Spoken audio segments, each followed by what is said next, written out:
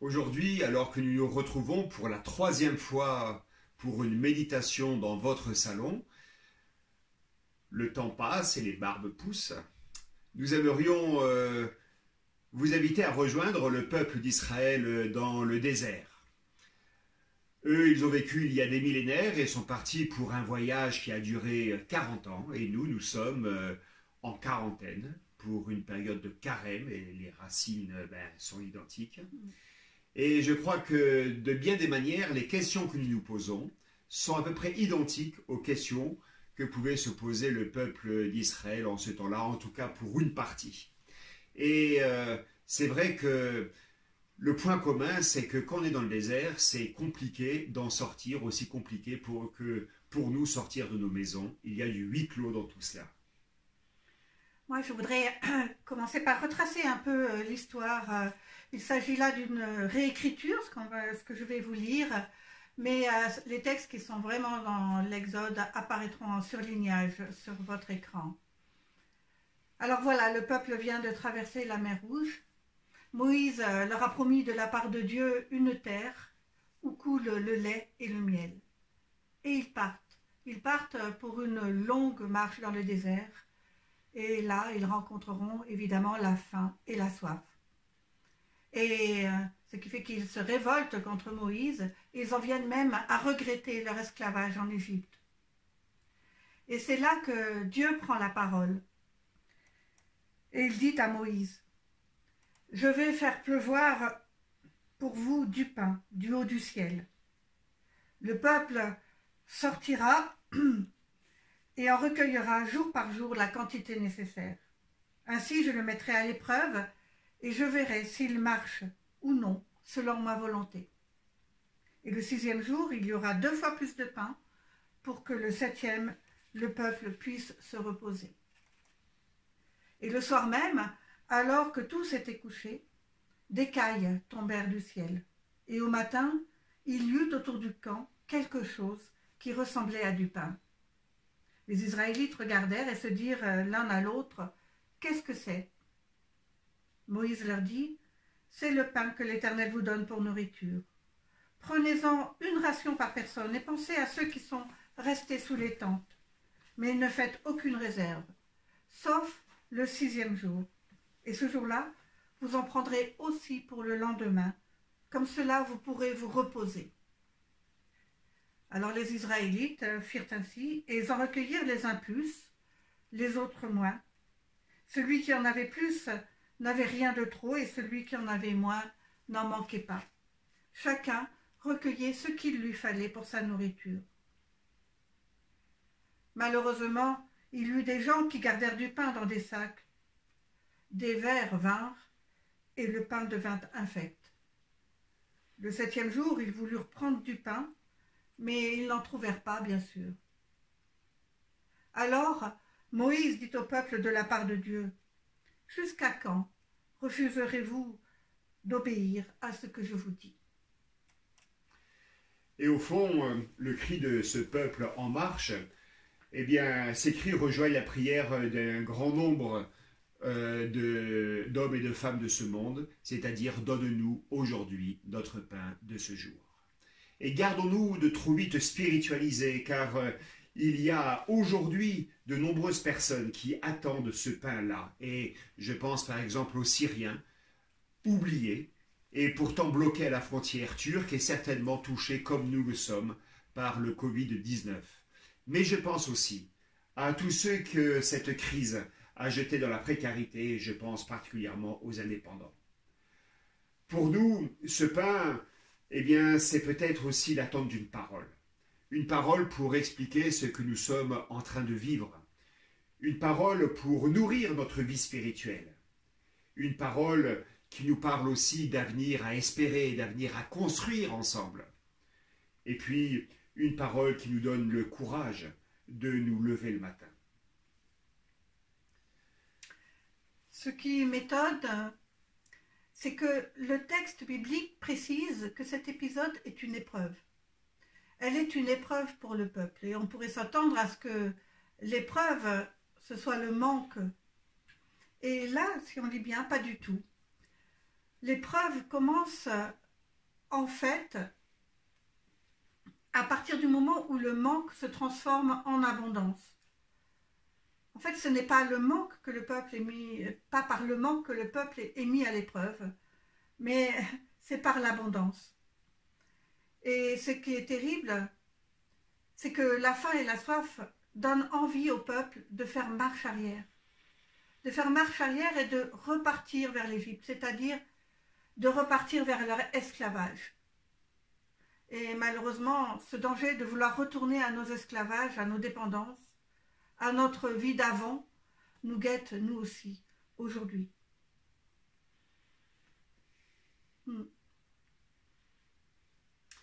Je voudrais vous relire ce verset 4.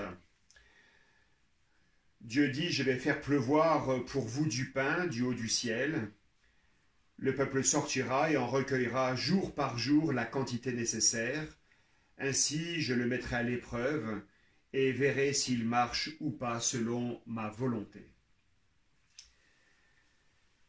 Recueillir comme un don de Dieu, jour après jour, le pain nécessaire pour vivre. Dites-moi, quel projet de pouvoir faire la différence dans notre vie entre le pain nécessaire et le pain de nos envies. Quel défi! Et le moins que l'on puisse dire, c'est que nous vivons dans une société où toute l'économie est basée sur le fait de susciter l'envie, susciter le besoin. Au bout du compte, il s'agit de nous faire croire que ce qui nous manque pour être pleinement heureux, eh bien, c'est encore ceci ou cela. Peut-être que la crise que nous vivons nous incitera à un changement de comportement, qui sait. Mais je pense qu'une conversion intérieure nous poussera à refonder notre existence sur d'autres valeurs, sur d'autres paroles et aussi sur des relations plus justes. Et lorsque Jésus dit « L'homme ne vivra pas de pain seulement, mais de toute parole qui sortira de la bouche de Dieu », que nous dit-il? Que nous dit-il? La parole de Dieu, en fait, elle parle de nous, elle parle de notre fonctionnement, elle parle des dangers qui nous guettent. Et elle parle aussi d'un chemin d'humanité, d'un bonheur possible, d'un avenir à construire. Et c'est ce qu'on lit dans la Bible d'un bout à l'autre de ces pages, en fait. Alors, j'aimerais revenir au commencement, c'est-à-dire au récit de la Genèse, au premier récit, au Jardin d'Éden. Et je rappelle que ce n'est pas un écrit historique, mais c'est un écrit symbolique. Alors, tout commence par l'incapacité de l'humain à se satisfaire de ce qu'il a. Et pourtant, il a beaucoup. Il a toute la création. Il a un grand jardin à la terre tout entière. Et cette création est généreuse et belle. Mais voilà, nous sommes quand même extraordinaires. Parce qu'au lieu de nous réjouir de ce que nous avons, eh bien, nous nous plaignons souvent de ce que nous n'avons pas. Et ce que nous n'avons pas, nous dit le texte biblique, c'est la capacité de tout avoir, de tout posséder. On ne peut pas se sentir propriétaire de tout, c'est pas possible. Et du coup, Dieu pose une limite. Tu ne mangeras pas cette pomme. Et cette pomme devient la seule chose importante pour nous. Ni poire, ni pêche, ni fraise, ni raisin. Non, la seule chose importante, c'est ce que Dieu a interdit. C'est la limite. Au-delà de la limite, eh bien, c'est la pomme. Et voyez-vous, ce premier récit de la Genèse met en scène la dimension insatiable de l'humain, son avidité, sa soif de posséder encore et encore. En fait, le texte biblique et plus tard les sciences humaines, elles reconnaissent que c'est là l'un des plus puissants moteurs de l'humanité. C'est la convoitise, le désir de posséder. Et quand le peuple de l'Exode arrivera en terre promise, Dieu le mettra en garde. Fais attention quand tu vivras dans des maisons confortables, quand tu vivras dans l'abondance, quand tu seras riche. Tu risques fort d'oublier l'essentiel. Et l'essentiel, qu'est-ce que c'est? Peut-être que c'est de réaliser que dans ta vie, tout ce qui compte est un don. Il y a le don de la vie, le don de l'amour, de l'amitié, le don de la relation forte.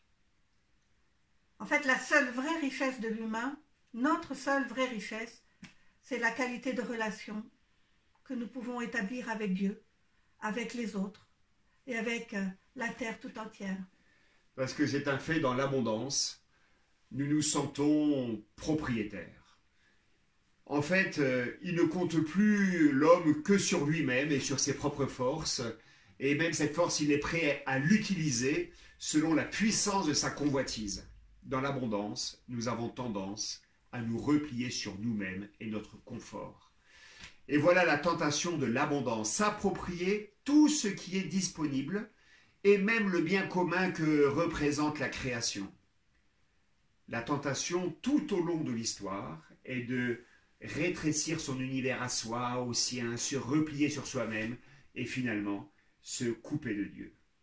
Et par opposition, le désert dans la Bible, eh bien, c'est l'apprentissage de la simplicité, de l'épurement, de la confiance et puis bien sûr des relations fortes. Et si on relit le texte, le peuple sortira et en recueillera jour par jour la quantité nécessaire. Qu'est-ce qu'il faut comme confiance pour vivre cela? Qu'est-ce qu'il faut comme contrôle de soi et de ses pulsions pour se restreindre juste au nécessaire?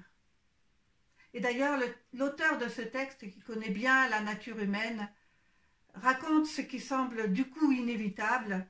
Le peuple dans le désert ne peut pas s'empêcher de faire des réserves. Comme nous, en fait. Ils n'écoutèrent pas. Il y eut des gens qui gardèrent de la manne jusqu'au matin, mais il s'y mit des vers et cela devint infect. Infect. Infect, carrément infect. Nous avons tous été marqués par cette folie qui a consisté à remplir les caddies de pâtes, de riz et de papier toilette. Nous avons ri et nous avons pleuré devant ces scènes-là. Et les psychologues nous ont dit qu'il fallait voir dans ce comportement l'expression d'une angoisse insupportable. Et de fait, nous sommes habités, nous sommes animés par toutes sortes de peurs. Et ce que je veux dire par là, en parlant d'être animé, c'est que c'est la peur qui nous agit et qui nous fait réagir. C'est elle qui dicte nos comportements, nos attitudes. Et comme le dit le texte biblique, les stocks pourrissent, mais ce que je pense, c'est que ce que l'on amasse jour après jour et mois après mois pourrit en nous-mêmes et transforme notre manière d'être au monde. Les comportements anarchiques que l'on a vus dans les magasins au début de cette crise du Covid étaient une sorte de caricature de ce que nous vivons habituellement. C'était comme une loupe posée sur notre peur de manquer. Parce que c'est toute l'année que nous remplissons nos caves et nos greniers. C'est toute l'année que nous remplissons nos maisons. Et c'est comme si nous cherchions ainsi à colmater notre faille existentielle, le vide qui est là, au creux de notre vie. Nous sommes boulimiques, c'est-à-dire que nous sommes malades. Et notre maladie est spirituelle. Spirituelle. Et cette maladie, elle est associée pour moi au fait d'avoir perdu la troisième dimension de notre existence, c'est-à-dire la dimension de la verticalité. Cette dimension qui part de la profondeur de notre être et qui nous relie à Dieu lui-même. Cette dimension, eh bien, elle est en chacun. Elle est en chacun comme un don. Et comme les dons qui sont les nôtres, il est possible de les travailler, ou il est possible aussi de les laisser en plan, comme une graine qui ne germera pas. Et c'est pour que cette semence prenne racine, pousse et porte des fruits que l'écrivain biblique invite le peuple à s'arrêter le 7e jour. À s'arrêter pour se reposer. C'est le sabbat. Et cet arrêt est aussi une limite posée à la consommation. Il est dit ce jour-là, tu penseras à autre chose. Ce jour-là, tu le consacreras à toi. Tu le consacreras à ta relation à Dieu, à ta relation à tous ceux qui t'entourent et à ta relation à la création. Ce 7e jour intègre toutes ces dimensions et il nous recentre sur ce qui fait le socle de notre existence. Ce 7e jour, il nous réenracine dans le vrai, dans ce qui est fondamental. Et le fondamental, c'est la solidarité. Et je voudrais te laisser lire le verset 16. Recueillez-en chacun ce qu'il lui faut pour sa nourriture. Une ration par tête, selon le nombre de personnes. Chacun en prendra pour ceux qui sont dans sa tente. Les Israélites firent ainsi. Ils en recueillirent les uns plus, les autres moins. Et celui qui en avait plus n'avait rien de trop, et celui qui en avait moins n'en manquait pas.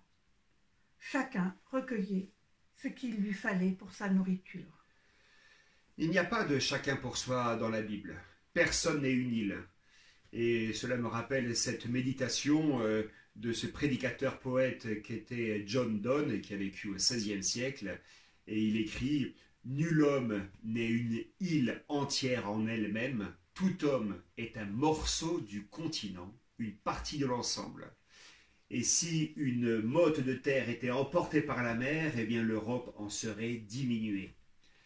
La mort de tout homme me diminue parce que je fais partie du genre humain. » Voilà, Dieu demande à ce que personne ne pense qu'à lui seul. Personne ne peut se sauver tout seul. Il demande que chacun pense à son voisin, à son prochain, et même à son lointain d'ailleurs, et même aux différents. Et dans ce texte de l'Exode, les uns partent avec un peu plus et d'autres partent avec un peu moins. Et l'important, ce n'est pas que chacun ait exactement la même chose, mais que chacun ait le nécessaire pour vivre, ni plus ni moins, ce qui est nécessaire à chacun. Et c'est là le minimum humain. Partager les richesses pour que chacun ait au moins le pain de ce jour. Nous ne sommes jamais des êtres solitaires, mais nous sommes appelés à devenir des êtres de solidarité. Et il y a des personnes qui n'ont pas accès au pain quotidien. Elles ne peuvent pas sortir de la tente, dit le texte. Qu'elles soient malades, qu'elles soient sans force, qu'elles soient trop petits ou trop vieux, qu'importe. Ces personnes ont besoin qu'on leur apporte le pain quotidien. Le pain quotidien qui est donné par Dieu lui-même. Et si l'abondance est une épreuve, eh bien l'expérience du manque est révélateur de nos peurs, de nos angoisses, de nos démons intérieurs, certainement. Mais c'est aussi révélateur de ce qu'il y a de plus beau en l'humain. Car de la solidarité, eh bien, il y en a aujourd'hui, dans nos confinements.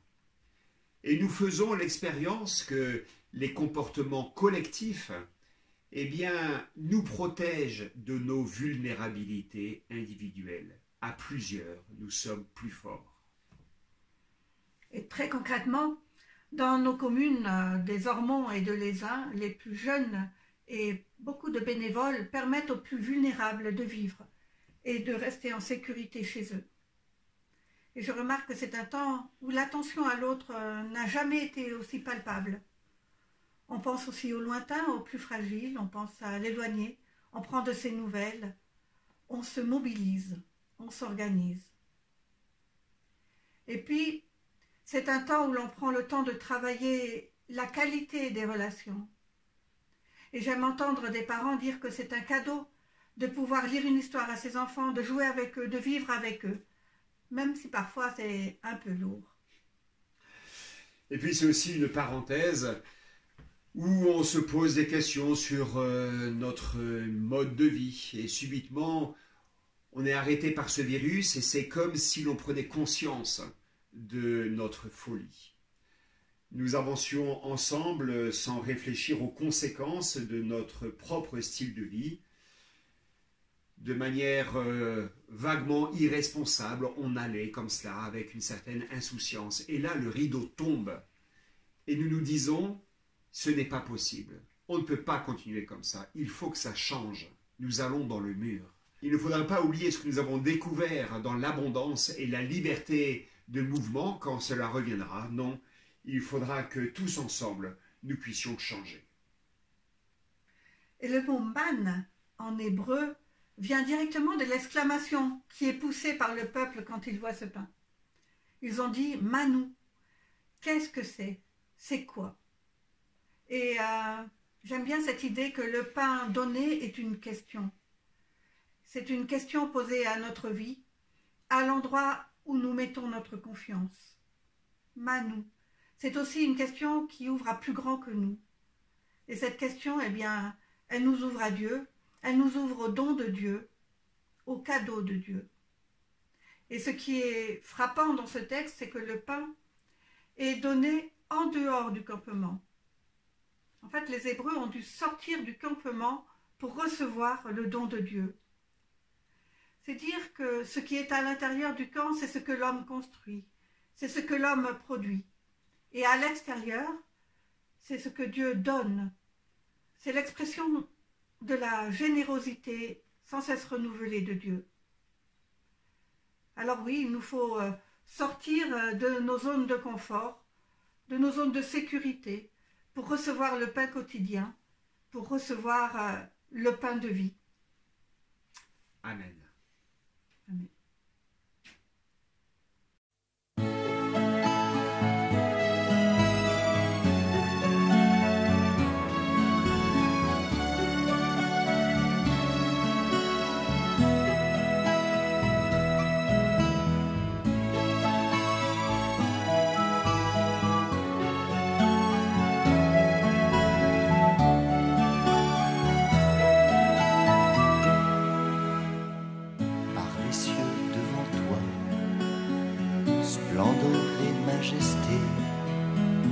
Par l'infiniment grand, l'infiniment petit, et par le firmament, ton manteau étoilé, et par frère soleil, je veux crier, mon Dieu, tu es grand, tu es beau, Dieu vivant, Dieu très haut. Tu es le Dieu d'amour, mon Dieu, tu es grand, tu es beau, Dieu vivant, Dieu très haut, Dieu présent en toute création.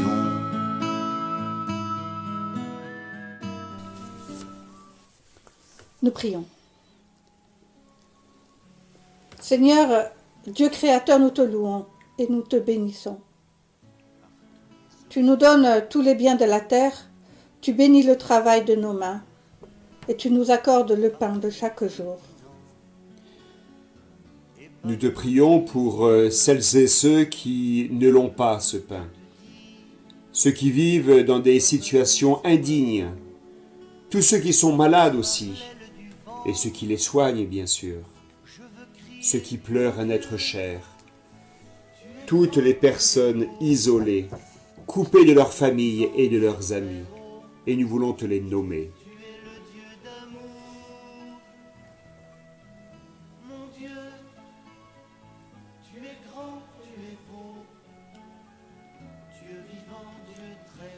Aide-nous à prendre le temps de prier, de nous réjouir et de te servir. Aide-nous à faire bon usage des biens que tu nous confies et des forces que tu nous donnes. Délivre-nous de l'esprit de convoitise et permets-nous d'user avec joie de ce que nous avons et de partager avec nos frères et sœurs.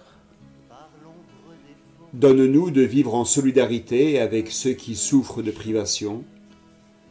Éveille en nous et en tous les hommes le sens de la responsabilité pour que soient sauvegardées les ressources de la terre et équitablement réparti le travail et son produit. Père riche en bonté et en fidélité, accorde-nous de travailler, non seulement pour la nourriture qui périt, mais pour porter des fruits qui subsistent. Et avec tous les enfants de Dieu, nous te disons d'une même voix, Notre Père qui es aux cieux, que ton nom soit sanctifié, que ton règne vienne, que ta volonté soit faite sur la terre comme au ciel. Donne-nous aujourd'hui notre pain de ce jour. Pardonne-nous nos offenses, comme nous pardonnons aussi à ceux qui nous ont offensés. Et ne nous laisse pas entrer en tentation, mais délivre-nous du mal. Car c'est à toi qu'appartiennent le règne, la puissance et la gloire, pour les siècles des siècles. Amen. Amen. Par l'homme que tu fis, juste moins grand que toi, et par tous ces enfants, je veux crier mon Dieu, tu es grand, tu es beau, Dieu vivant, Dieu très haut, tu es le Dieu d'amour, mon Dieu, tu es grand, tu es beau, Dieu vivant, Dieu très haut, Dieu présent en toute création.